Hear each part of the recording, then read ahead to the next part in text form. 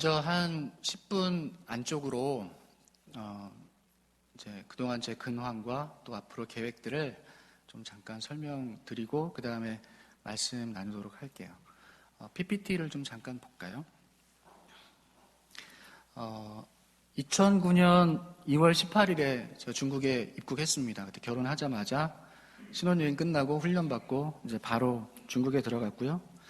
2018년 9월 30일, 작년이죠. 작년 9월 30일에 제가 이제 영구 귀국하게 됐고, 그리고 제 아내와 아이들은 11월 7일에 귀국하게 됐습니다. 10년 중국 선교를 무사히 잘 마쳤어요. 다 우리 충신교회 성도들이 기도해 주시고 또 물질로 후원해 주셔서 부족하지만 하나님께서 저희에게 맡기신 이 10년간의 이 작은 심부름을 무사히 잘 마치고 돌아왔습니다. 다시 한번 감사의 말씀을 드립니다. 2010년에 이제 캠프 사역을 처음 시작했어요. 원래는 정확하게는 2009년부터 시작하긴 했지만요. 그래서 올해 10주년이 되었습니다. 중국에서 연락이 왔어요. 올해 10주년이 됐으니 아이들과 또 동역자들에게 축하하는 영상 메시지를 하나 보내달라고 연락이 와서 저는 보안 때문에 그런 거는 상상도 못했는데 이제는 나온 마당이니까 좀 어색하지만 또 축복하는 영상을 찍어 보내줬습니다. 매년 2010년부터 3회의 캠프를 진행했고요. 매 회마다 스텝을 포함해서 한 100여 명의 사람들이 인원이 참여를 했습니다. 3가지 주제로 캠프를 했어요. 하나는 거듭남, 중생에 관한 것, 또 하나는 성화, 그러니까 거듭난 이후의 성도의 삶에 대해서, 또 하나는 선교에 대해서, 이렇게 3가지 주제로 10년 동안 매년 그 주제를 바꿔가면서 캠프를 열었습니다. 그러니까 매년 그 캠프를 통해서 변화하는 아이들을 보았어요. 회심하는 아이들, 또 주님께 헌신하는 아이들, 저 선교사 되겠습니다라고 손들고 일어서는 아이들을 매년 캠프 때마다 봤습니다. 너무나 감격스러웠고 지금 생각해보면 너무 감사하고 제가 그 현장에 그 자리에 있었던 것이 너무 영광스럽고 너무 감사한 일이라는 생각을 하게 됩니다. 지금 이 캠프는 완전히 자립을 했습니다. 그래서 2014년부터는 이제 지방에서 또 캠프를 이제 교회에서 하기 시작했는데 북경에 있는 중국 동역자들이 지방에 있는 캠프를 가서 지원하기 시작했고요. 그 다음에 또 제가 했던 사역은 주일학교 교사를 이제 훈련하는 사역이었습니다. 그래서 초급, 중급, 고급 과정 이렇게 나눠서요. 총 16개의 과목을 운영했고요. 초급 4과정, 중급 8과정, 그리고 고급 4과정 이렇게 운영을 했는데 특히 한국의 파이디온 선교회에서 도움을 많이 주셨어요. 강사도 보내주시고 또 대표님이 직접 오셔서 현지인들이 직접 운영할 수 있도록 계속 훈련시켜 주셨고 지금은 100% 현지인들에 의해서 강의가 진행되고 있습니다. 그리고 중국어로 그 교재들을 번역했을 뿐만 아니라 현지 상황에 맞게 지금 현지화하고 있는 작업도 진행되고 있고요.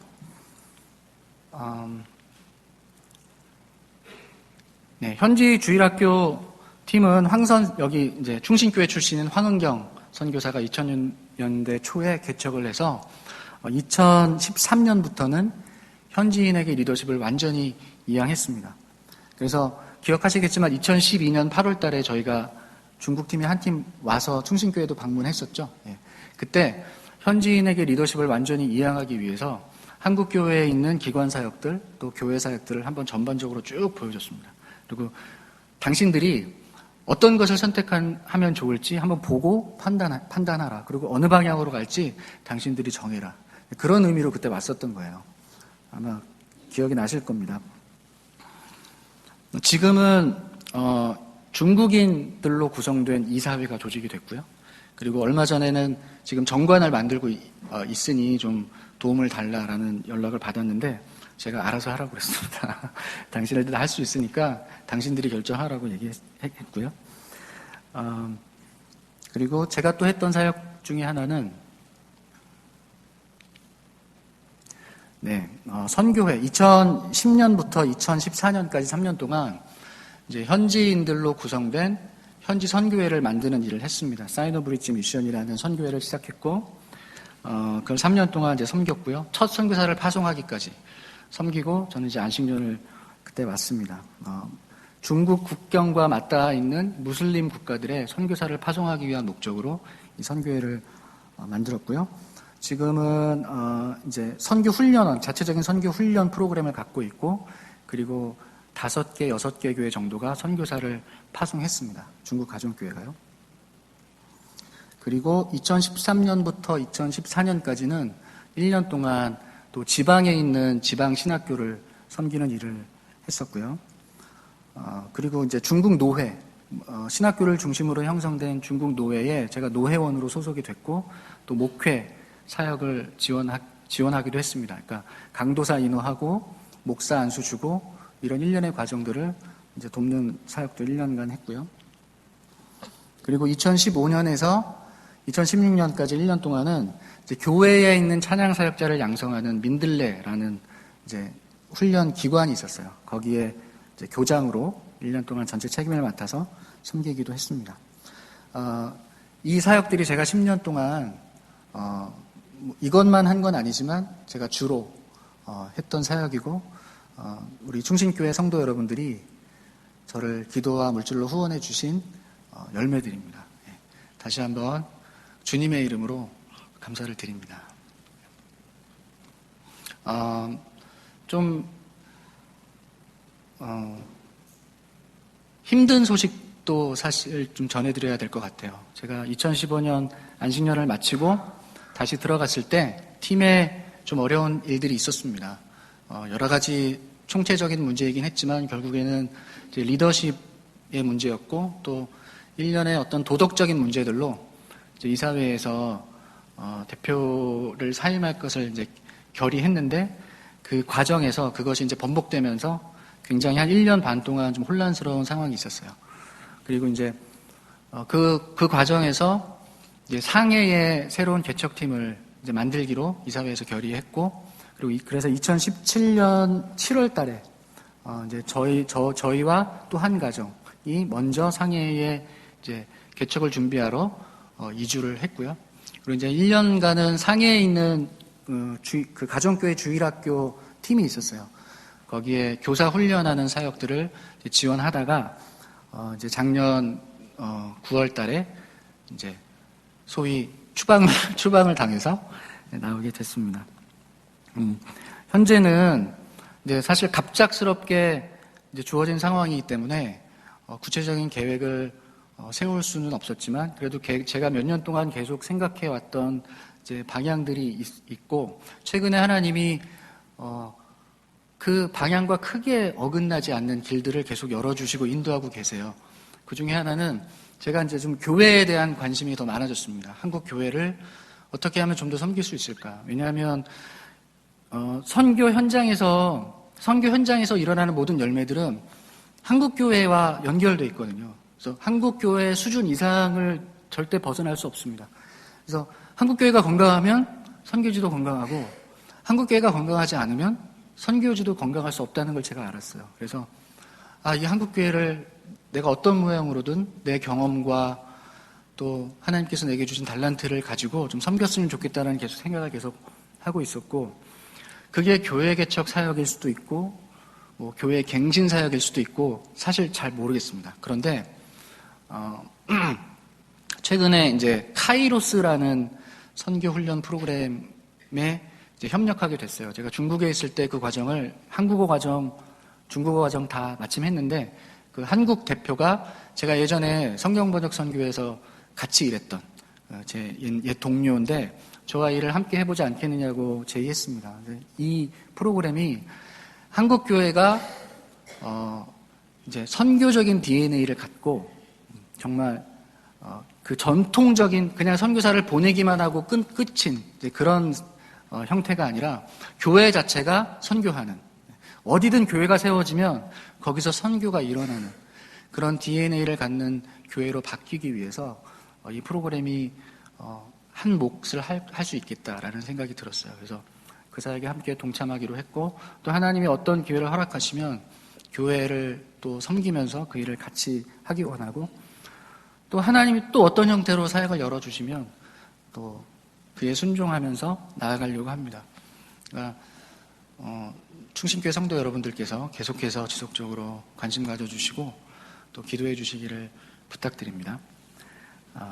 이제 말씀을 나눌게요. 설교하는 게 특히 한국에 와서 이렇게 강단에서 설교하는 게 굉장히 어색하고요. 그렇게 긴장이 되고 이 양복 입고 이렇게 하는 것도 되게 어색하고 깝깝하고 좀 그렇네요. 그래서 혹시 제가 표현하는 그 방법에 있어서 좀 서툴거나 좀 거슬리는 게 있으시더라도 아직 익숙하지 않구나 생각하시고 좀 너그럽게 이해해 주셨으면 좋겠습니다. 선교사가 하는 일이 무엇인가 라는 질문을 저 스스로 이제 선교사로 살면서 많이 해봤어요. 선교사가 하는 일은 일반적으로 얘기하면 문화의 장벽을 뛰어넘어 문화를 초월해서 복음을 전하는 일을 하는 사람이 선교사입니다. 그래서 반드시 필요한 게 현지화 혹은 토착화라는 것이죠. 현지에 맞게 복음을 전하는 것을 말하죠. 근데 이 현지화 작업을 하려면 반드시 해야 되는 게 있는데 절대 바뀌지 않는, 절대 포기할 수 없는 것, 그걸 본질이라고 얘기하고 혹은 복음이라고 얘기할 수 있어요. 그것과 양보할 수, 포기할 수 있는, 요거는 이렇게 해도 상관없다 하는 것들을 가려내는 것입니다. 그걸 이제 소위 문화라고 하죠. 그래서 선교사는 자신의 문화와 그 복음을 분리시켜야 합니다. 사실 우리가 전통이라고 믿고 있는 게 본질이 아닐 때가 있거든요. 그래서 자신을 객관적으로 바라보는 건 거의 불가능하기 때문에 선교사는 먼저 그 작업을 하는 거예요. 그래서 나의 문화로부터 내가 믿고 있는 그 진리를 먼저 분리해내고 현지의 문화 안에 이 본질을 담아서 전하는 것입니다. 이것이 저는 선교사가 하는 일이라고 생각해요. 우리가 믿고 따르는 개혁주의도 사실은 이와 동일한 원리입니다. 개혁주의는 과거로 돌아가자는 게 아니라 본질로 돌아가자는 거죠.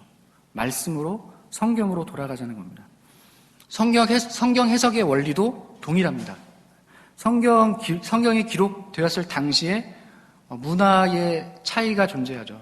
성경은 수천 년 동안 여러 사람에 의해 기록되었고 2000년 전에 그것이 완료돼서 지금 저희에게 읽혀지고 있는 거거든요.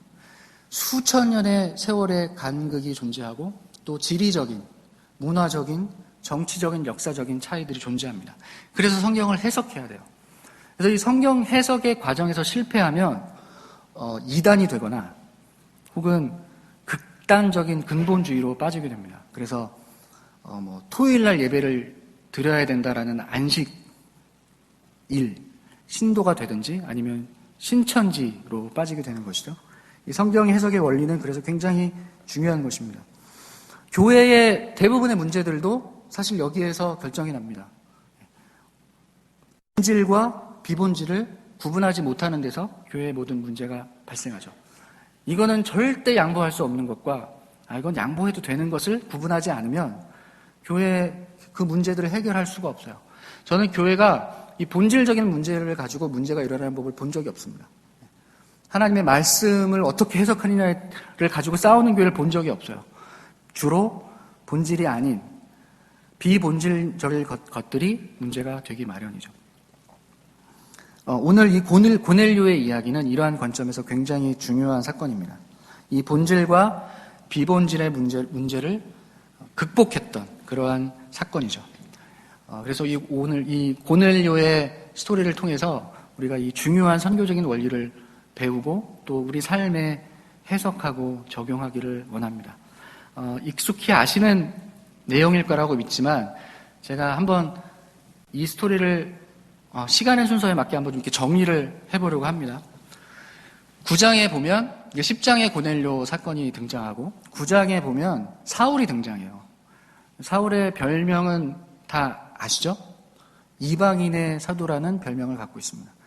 10장에 이방인에게 복음이 전해지기 전에 하나님이 이방인의 사도인 사울을 먼저 준비시키셨어요. 사울을 회심시키시고는 사울에게 복음을 전하게 했습니다. 근데 제자들이 사울을 불신했어요. 경계했습니다.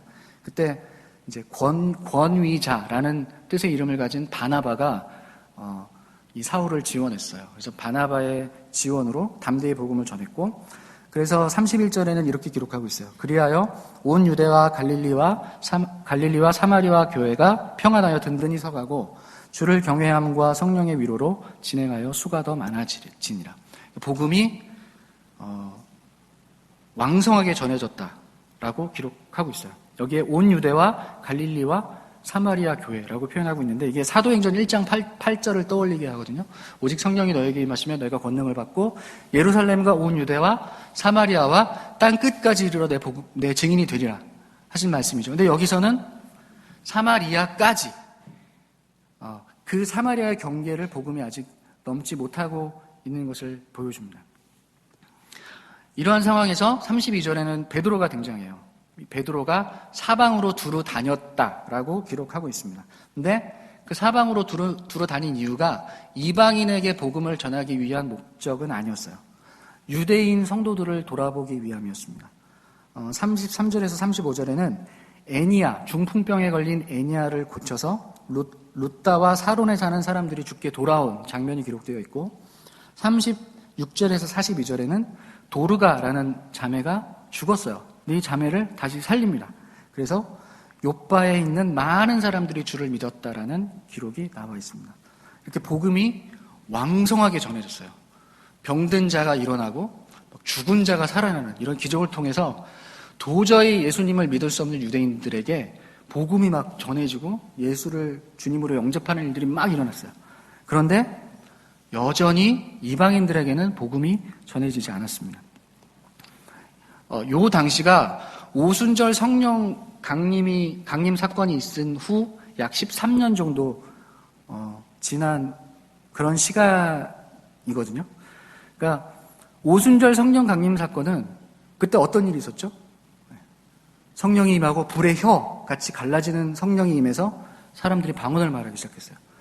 이 사도행전, 우리 개혁주의 전통에서는 여기서 말하는 방언은 외국어로 받아들입니다. 외국 사람들에게 복음이 전해지기 시작한 거예요.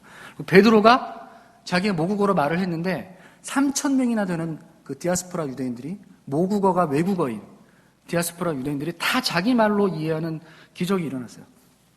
이것은 복음이 원래 목적대로 열방에게 전해지는 그 사건을 상징적으로 보여주는 것이거든요. 근데 이 일이 있은 후 13년이 지나도 아직 한 번도 이방인에게 복음이 전해지지 않았습니다. 어떤 커다란 장벽이 존재해서 이 복음이 유대인의 울타리를 넘어가지 못했어요. 드디어 10장에 고넬료가 등장합니다. 고넬료는 이탈리아의 군인이에요. 백부장입니다. 장교예요.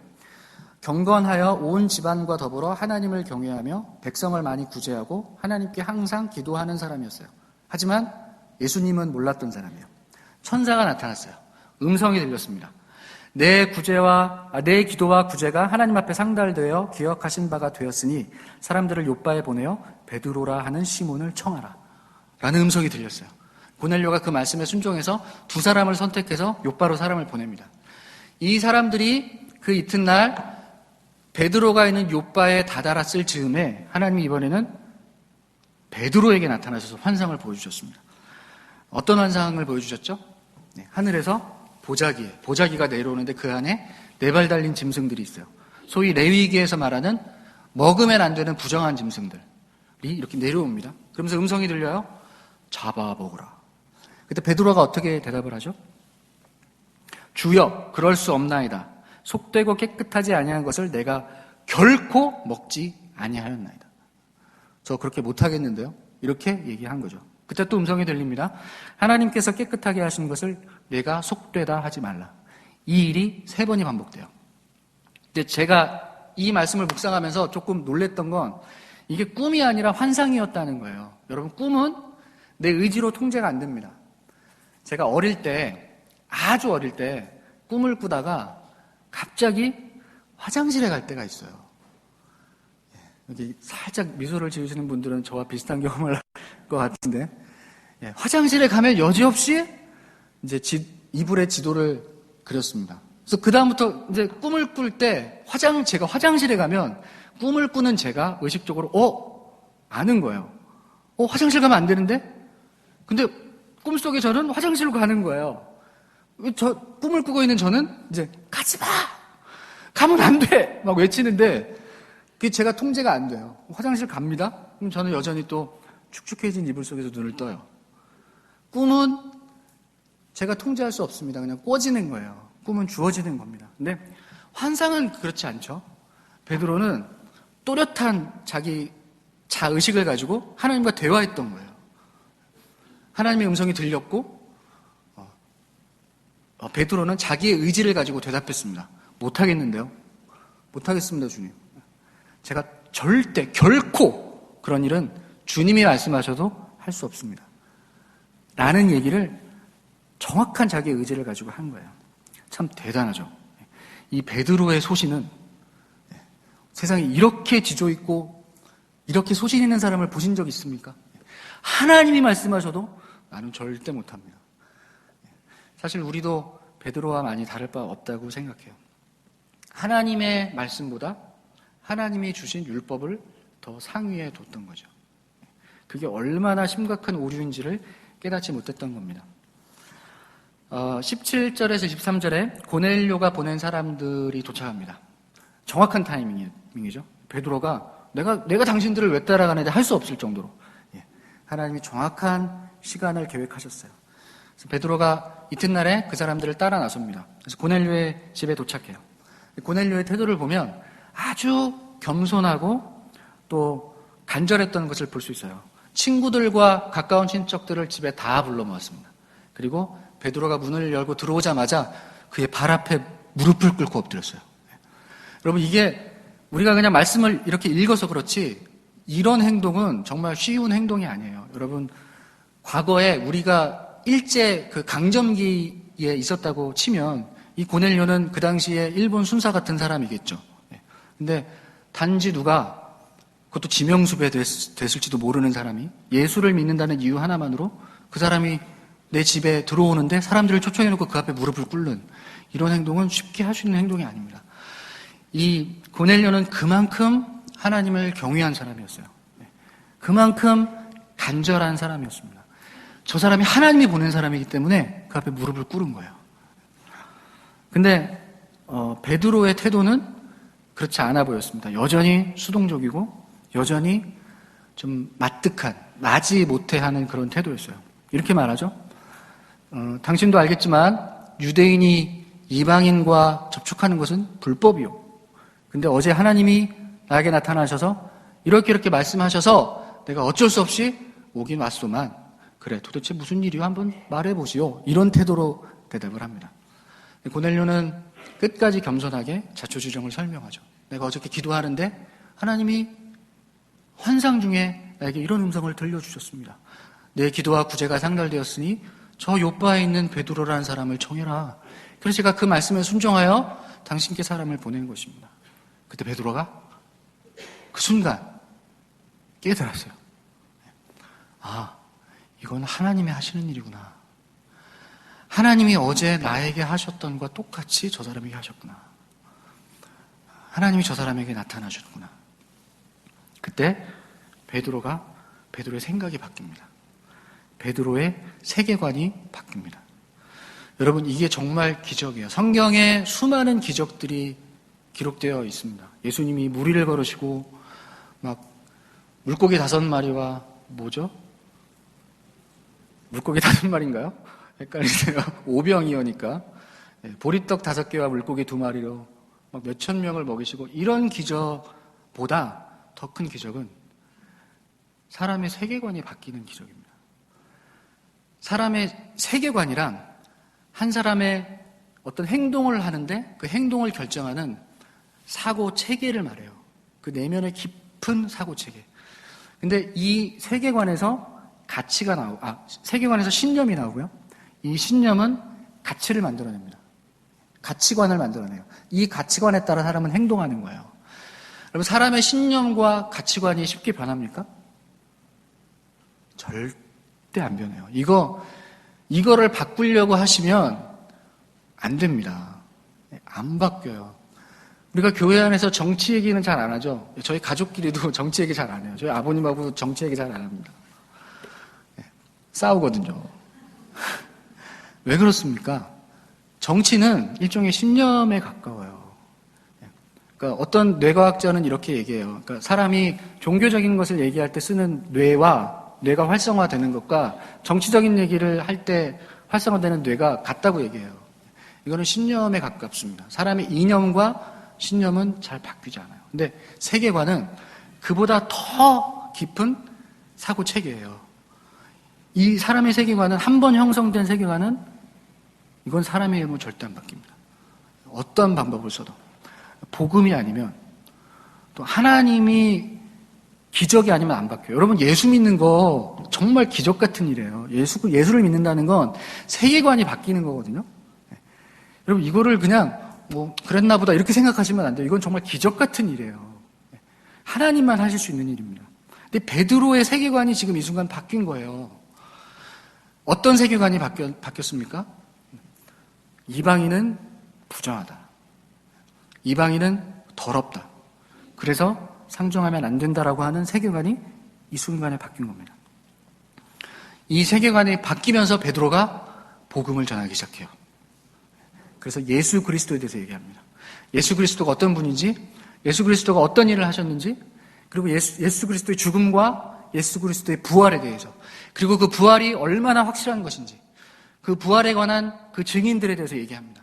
그리고 복음의 핵심을 얘기해요. 그를 믿는 사람들이 다 그의 이름을 힘입어 죄 사함을 받는다. 이 복음의 핵심을 얘기합니다. 그러자 고넬료와 그와 함께 있던 그의 친척들이 그 복음을 듣고 받아들여요. 그때 어떤 일이 일어납니까? 성령이 임하고 방언을 말하기 시작합니다. 그 자리에서 베드로는 세례를 주죠. 11장 우리가 오늘 읽은 본문은 이 10장의 내용을 베드로가 요약해서 얘기하는 거예요. 11장에서는 예루살렘의 공회가 열렸습니다. 예루살렘에서 난리가 났어요. 이 베드로가 이방인을 만나는 불법을 저질렀다는 소문이 쫙 퍼졌습니다. 근데 이방인을 만났을 뿐만 아니라 그에게 예수 그리스도의 복음을 전해서 그 사람들이 예수를 믿고 성령을 받았다는 소문이 쫙 났어요. 난리가 났습니다. 회의가 열렸어요. 회의가 소집됐어요. 베드로가 수많은 사람들 앞에서 자초지정을 설명합니다. 그랬더니 그 자리에 있던 사람들의 반응이 무엇이었냐면 11장 18절에 그들이 이 말을 듣고 잠잠하여 하나님께 영광을 돌려 이르되 그러면 하나님께서 이방인에게도 생명 얻는 회개를 주셨도다 하니라. 인정하는 거예요. 인정.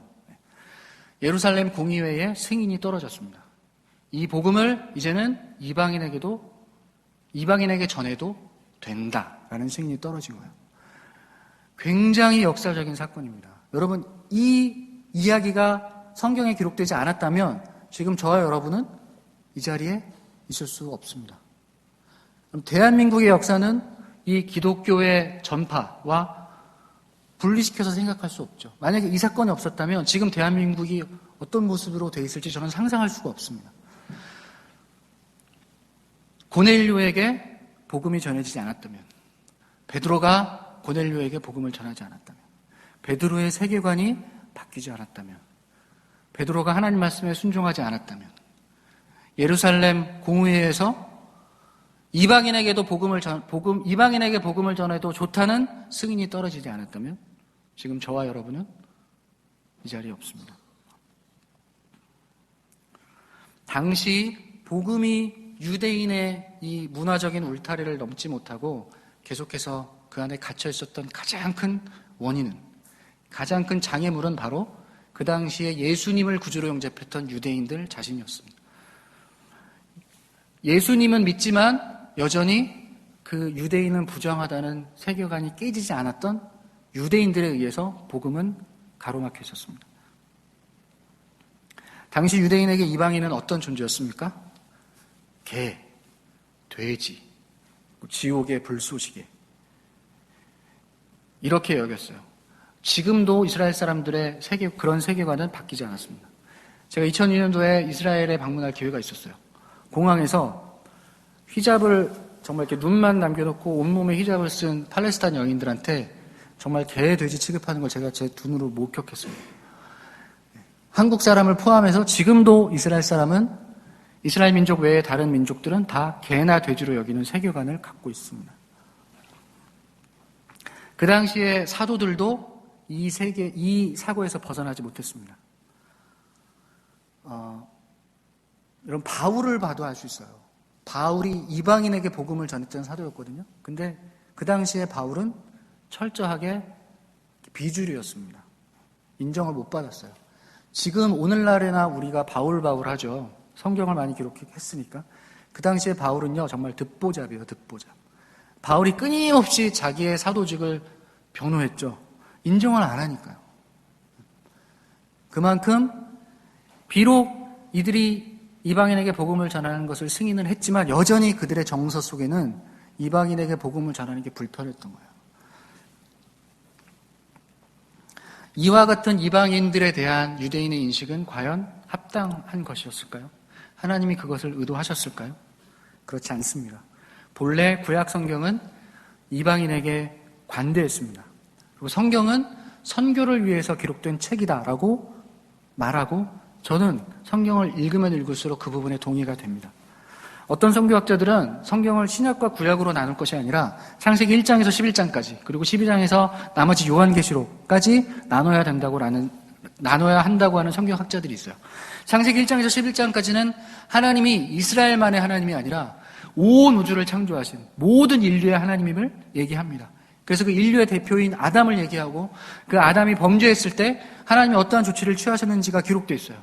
그리고 노아 홍수 사건을 통해서 이 죄의 영향력이 얼마나 큰 것인지, 그리고 그 당시 지구상에 노아 한 사람 외에는 어떻게 손을 쓸 수 없을 정도로 모든 인류가 부패하고 타락해서 심판할 수밖에 없는 그 사건이 10장까지 기록되어 있습니다. 그리고 11장에는 바벨탑 사건이 나와요. 여러분, 그 노아 홍수 사건이 있은 지 얼마나 됐다고? 사람들이 탑을 쌓아서 우리가 흩어짐을 면하자. 그때 하나님이 어떤 조치를 취하십니까? 내가 다시는 사람을 물로 심판하지 않겠다고 작정하신 하나님께서 언어를 혼잡게 하셨습니다. 그래서 그 인간의 반역을 저지하셨어요. 대신에 그 언어가 흩어졌기 때문에 더 이상 사람들이 같이 모여 있을 수 없었습니다. 열방으로 사람들은 바벨탑을 뒤로하고 흩어져 갔습니다. 예전에 바벨탑 사건 이전에 지구상에 언어는 하나밖에 없었어요. 그리고 단 하나의 문화만 존재했습니다. 근데 바벨탑 사건 이후에 나눠진 언어만큼의 문화가 생겨났고 나눠진 언어만큼의 민족이 생겨났고 그만큼의 나라가 생겨났습니다. 하나님이 창세기 12장에 어떤 조치를 취하십니까? 바벨탑 사건이 끝나자마자 12장 1절에서 3절에 하나님이 아브라함을 부르십니다. 그러면서 말씀하시죠? 너는 너의 본토 친척 아베 집을 떠나 내가 내게 지시하는 땅으로 가라. 내가 너로 큰 민족을 이루고 내게 복을 주리니 너는 복이 될지라. 너를 축복하는 자를 내가 축복하고 너를 저주하는 자를 내가 저주하리니 땅의 모든 족속이 너를 인하여 복을 받을 것이라. 이게 하나님이 아브라함을 부르신 목적이었어요. 너로 인하여 땅의 모든 족속이 복을 받을 것이니라.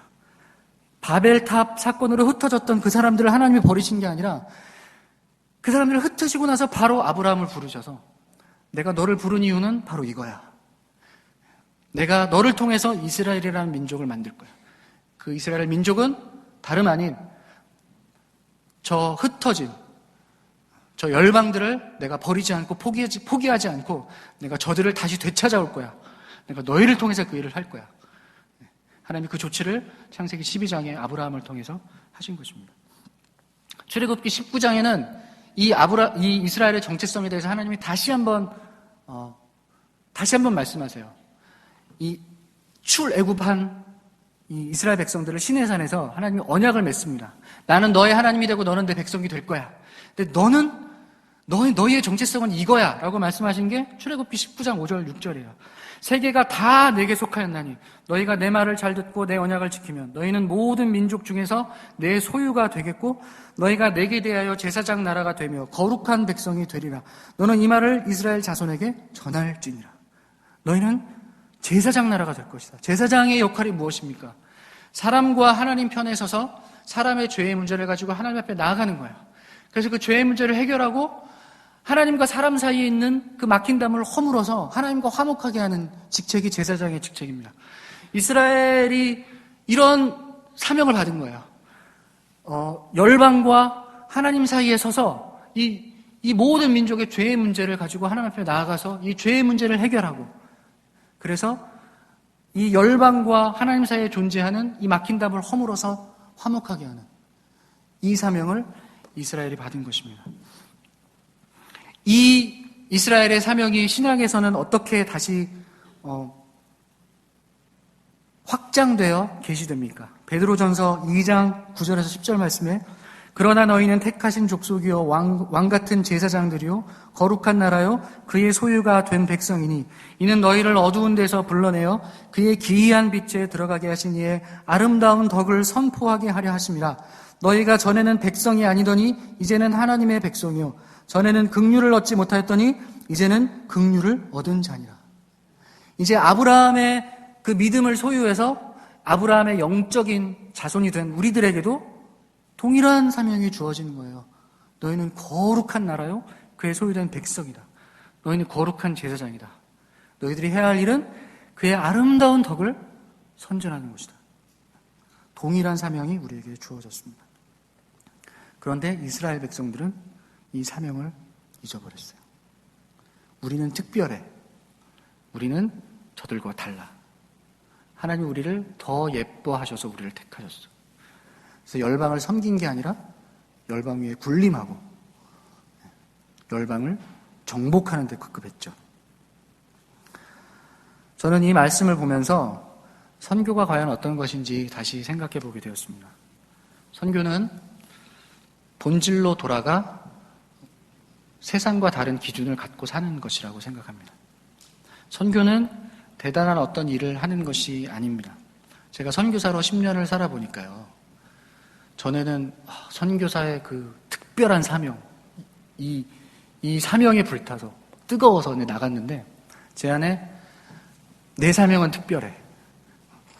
선교사는 훨씬 더 평신도들보다는 더 고귀한 그런 사명을 갖고 있을 거야 라는 생각을, 그 교만한 생각을 했던 것 같아요. 근데 선교지에서 실제로 하는 일들이 뭐 그렇게 대단한 일이 아닙니다.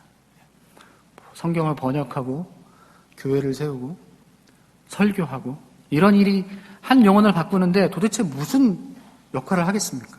여러분, 선교사들이 평생 현지어를 해도 현지인들처럼 못해요. 초등학생 정도 수준의, 중학생 정도 수준의 언어로 그 사람들을 설득해서 그 세계관을 바꾸는 일이 가능하다고 생각하십니까? 여러분, 한국교회에 훌륭하신 목회자들이 많은데 그분이 영역이 뛰어나고 그분이 언변이 뛰어나서 우리의 영혼이 바뀌고 우리 세계관이 바뀐다고 생각하십니까? 절대 아니에요. 이건 하나님이 아니면 할 수 없는 일입니다.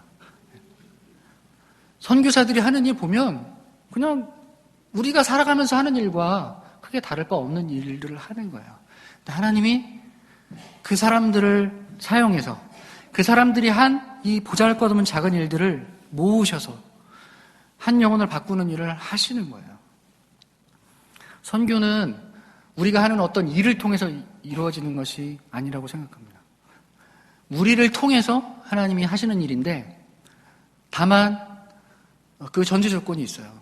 우리가 하나님이 그 일을 하시기에 적합한 사람이 되어야 합니다. 무엇을 하는 것이 중요한 것이 아니라 우리가 어떠한 사람이 되는가가 더 중요하다고 생각해요. 그리고 우리가 하나님 쓰시기에 합당한 사람이 되는 가장 기본적이고 유일한 길은 바로 말씀으로 우리의 세계관이 바뀌는 것입니다. 우리가 끊임없이 말씀으로 돌아가는 것입니다. 이것이 우리가 믿는 개혁주의의 원리예요. 끊임없이 말씀으로 돌아가는 것. 양보할 수 없는 것과 양보해도 되는 것을 구분해서 양보할 수 없는 하나님의 말씀에 우리의 목숨을 걸고 양보해도 되는 것들에는 관대해지는 거예요. 이렇게 사는 모든 성도는 저는 다 선교사라고 생각합니다. 우리 모두가 다 선교사의 사명을 받지는 않았지만 저는 단언하건대 제 모든 것을 걸고 여러분에게 확실하게 말씀드릴 수 있는 것은 우리 모두는 다 아브라함의 소명을 받은 자들입니다. 복이 되어 복을 끼치는 그런 사명으로 우리가 이 땅에 살아가고 있습니다. 우리가 이 땅에 복을 더 많이 받기 위해서 하는 게 아니에요. 여러분, 우리는 이미 받아야 될 복을 다 받은 사람입니다. 우리는 예수 그리스도를 소유한 사람들이에요. 지금 죽어도 여한이 없는 사람들입니다. 오히려 지금 죽어 하나님을 얼굴과 얼굴로 대하여 볼 수 있다면 그것처럼 큰 축복이 어디 있습니까? 근데 우리가 이 땅에 남아있는 유일한 이유는 바로 이 사명 때문에 우리가 이 땅에 남아있는 것입니다. 아브라함에게 주신 그 사명, 네가 복이 되어 그 복을 끼치는 자가 되어라. 그러기 위해서 우리가 해야 될 일은 바로 베드로처럼 끊임없이 말씀에 의해서 우리 자신을 깨트리는 것 외에는 다른 방법이 없습니다. 이제 말씀을 맺겠습니다. 제가 얼마 전에 영화 한 편을 봤어요. 기생충이라는 영화를 봤습니다. 굉장히 유명해진 영화죠. 칸 영화제에서 황금 종려상을 받은 영화입니다. 혹시 보신 분 계시면 살짝 좀 오른손을. 네, 감사합니다. 많이 안 보셨네요. 굉장히 잘 만들어진 영화예요. 그러니까 그 메시지를 전달하는 그 방법에 있어서는 정말 이 봉준호 감독은 천재 같아요. 그러니까 영화에 대해서 문외한인 제가 봐도 이 영화는 정말 잘 만들어진 영화고 그 영화의 표현 기법 있죠. 그 화면 안에 화면을 통해서 그 구도나 각도나 소품의 배치 뭐 이런 것들을 통해서 메시지를 전달하는 방법이 너무 탁월해서 제가 봐도 이 영화가 뭘 말하는구나 알 수 있을 정도로. 근데 이제 그 영화 되게 재밌어요. 블랙 코미디라 제가 막 큰 소리로 막 웃을 정도로 재밌는 장면이 여러 장면이 있었고요. 근데 이 영화가 주는 메시지는 제가 굉장히 불쾌했습니다. 영화를 딱 보고 났는데 정말 머리를 한 대 얻어맞은 것처럼 정말 불쾌했어요. 그러니까 물론 이 영화를 본 사람마다 그 해석이 다를 수 있지만 제가 이 영화를 보면서 받았던 메시지 뭐냐면 이거예요. 그러니까 기생충으로 대변되는 이 한 가족이 끊임없이 이 자기의 이 상황을 벗어나려고 노력하거든요. 그러니까 이게 사실 이 양극화에 대한 주제인데 이게 전 세계적인 글로벌한 이슈죠. 그러니까 가진 자와 못 가진 자. 이 틀에서 벗어나 보려고 막 애를 쓰는데 이 영화의 마지막 메시지는 뭐냐면 그건 불가능하다라는 거예요. 전 너무 충격을 받았어요. 무슨 그런 메시지를 던지면서 끝나는 영화가 사실 많지 않잖아요. 뭐 권선징악, 해피엔딩 이렇게 끝나야죠. 너무 찝찝했어요. 근데 제가 그 영화를 보면서 느꼈던 것이 있었습니다. 제가 한국에 와서 이제 한 반년 정도 돼가는데 정서적으로 많이 힘들었어요. 저는 그게 제가 추방당했기 때문에 오는 어떤 정신적인 트라우마겠거니라고 생각을 했어요. 그리고 뭐 현지에서 몇 년간 겪었던 좀 어려운 일들이 누적이 돼서 그것들이 지금 이게 나타나나 보다라고 생각을 했는데 이 영화를 보면서 그게 아닐 수도 있겠다라는 생각을 했습니다. 그게 뭐냐면 제가 선교사로 살았을 때는 제가 이런 마음의 갈등이 전혀 없었어요. 왜냐하면 저는 선교사의 기준으로 살았거든요. 하나님이 주시면 주시는 만큼 그거 가지고 살면 되지. 그러면 어려울 게 하나도 없어요. 거기에 맞춰 살면 돼요. 주시면 주시는 대로, 안 주시면 안 주시는 대로 맞춰 살면 뭐 하나 문제될 게 없어요. 근데 제가 이제 한국 땅에 오면서 딱 느꼈던 위기의식이 뭐냐면 난 이제 선교사로 끝났구나. 이제 내가 이제 여기서 어떻게 살아야 되지? 나 어떻게 살아남아야 되지? 그러니까 일반인으로 산다고 생각해도 저는 이 10년 동안 여기에 아무 경력이 없는 사람이거든요. 이제 저는 집을 구하는 것도 처음 해봤어요. 여기서 핸드폰 하는 것도 처음 해봤어요. 그러니까 잠깐 들어왔을 때 뭐 하는 건 해봤는데 핸드폰 하는데 막 설명을 하는데요. 하나도 못 알아듣겠더라고요. 한국말로 하는데. 그래서 제가 막 나중에 화를 냈어요. 당신이 하는 말 하나도 못 알아듣겠다고. 그리고 이제 집을 구하러 대출을 받아야 되는데 은행을 못 들어가겠더라고요. 겁이 나가지고. 그리고 막 설명해줄 것도 모르겠고, 그리고 제가 직업이 없으면 또 대출 받는 것도 어렵고, 그리고 무슨 뭐 혜택을 받으려도 직업이 없으면 또 안 된대요. 그러니까 이런 일련의 과정들을 통해서 제가 이제 어떤 위기의식이 생긴 것 같아요. 그리고 사역자로 살려고 해도 내가 이제 어느 교회에서 들어가 사역을 해야 되나? 근데 이 한국의 상황 기준을 맞춰보면 제 나이도 그렇고 저는 이미 10년을 한국교회를 떠나 있었던 사람이거든요. 무서워요. 제가 적응할 수 있을까? 두려운 마음이 있어요. 그러면서 나도 모르게 너는 이제 다른 기준을 갖고 살아야 되라는 압박을 받으며 살았던 게 아닌가. 아, 내가 그것 때문에 힘들었나? 이런 생각을 하게 됐습니다. 제가 그게 깨달아지는 순간에 그 순간 결심했어요. 아, 알겠다. 내가 여기서 이걸 어떻게 극복하지? 아, 이건 잘못된 질문이구나. 그 영화의 메시지처럼 그건 불가능한 거구나. 그걸 내가 하려고 노력하면 안 되겠구나. 그래서 결심했어요. 아, 좋다. 그러면 다른 기준을 갖고 살면 되지. 내가 선교사로 살았을 때 가졌던 그 기준을 갖고 살아야겠다. 하나님이 주시는 대로, 하나님이 공급하시는 대로 그거 갖고 살면 되지 뭐. 그리고 주어진 것에 만족하며 살면 되지. 그리고 본질, 하나님의 말씀이 본질이 말하는 것이 무엇인지에 대해서 그거 계속 치열하게 고민하면서 살아야지. 이런 결심을 했습니다. 근데 놀랍게 그 결심을 하는 순간에 제 마음에 있던 그 어려움들이 정말 싹 사라지는 것 같았어요. 제가 두통을 계속 심하게 앓았던 것 같아요. 특히 버스를 타면 머리가 아팠어요, 계속. 근데 지금 머리가 안 아파요. 제 생각이 바뀐 겁니다. 다시 본질로 돌아가는 것이죠. 내가 처한 문화적 한계, 그 사회적 한계를 벗어나려고 하는 것이 아니라 그 안에서 하나님께서 내게 주신 기준대로 살아가는 것, 그 말씀대로 살아가는 것, 그게 바로 선교사의 삶이라고 생각합니다.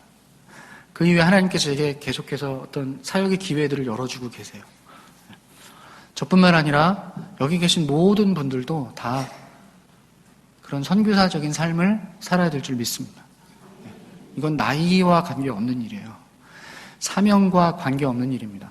은사와 관계없는 일입니다. 모든 그리스도인들은 이러한 삶을 살도록 부르심을 받은 거예요. 우리는 세상과 다른 기준을 갖고 살아야 합니다.